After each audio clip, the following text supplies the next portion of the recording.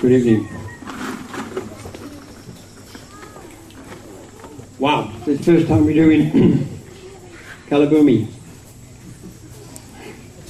If everyone comes up and tells me in the end that I speak too fast and they can't understand a word I say, if it starts to get out of hand, then just shut out.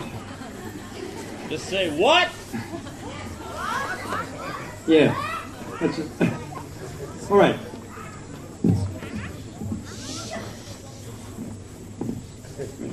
Once upon a time, there was a need for a rhyme, for a rhyme can disentangle a quandary, a seldom heard word considered absurd.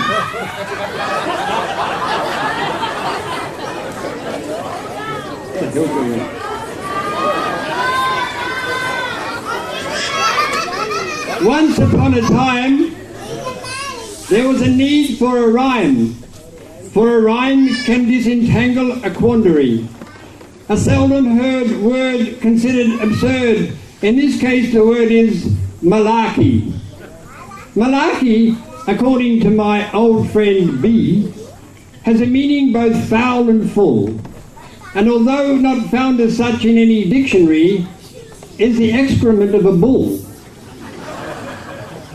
And from this we found our way to the title of our current play, a profound and personal prophecy called Iniki, Malarkey, Nalaki, Anarchy.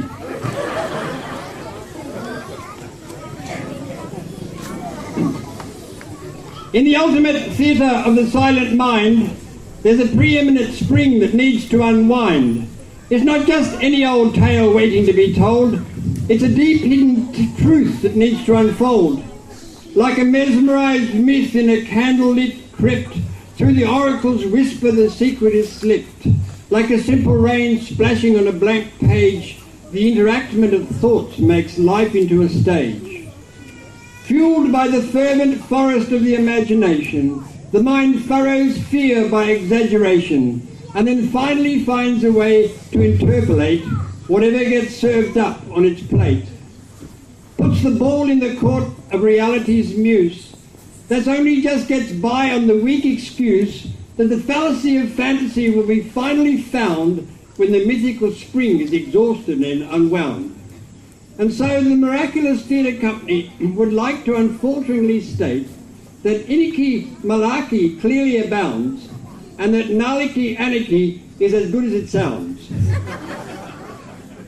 Once upon a time also, there was a small boy for whom the world he experienced was like a broken toy, a massive jigsaw puzzle with a missing piece, and a complicated mechanism underneath. Like a poet who didn't know it, he really couldn't show it, but he would if he could. And well, by golly, by damn it, did he come from another planet? Or why was he having so much trouble being understood?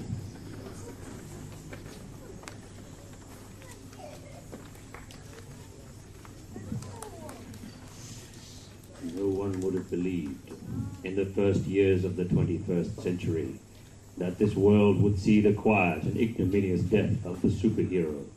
That as men busied themselves about their various concerns, this myth, this archetype, perhaps almost as important to our subconscious narrative as Ragi is to breakfast, was slowly and surely disappearing.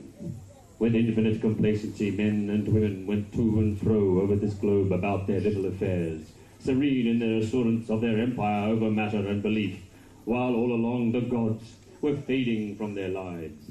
No one gave a thought to the other worlds of myth and imagination, slowly emerging from within the quiet world, behind the hard shell of appearances.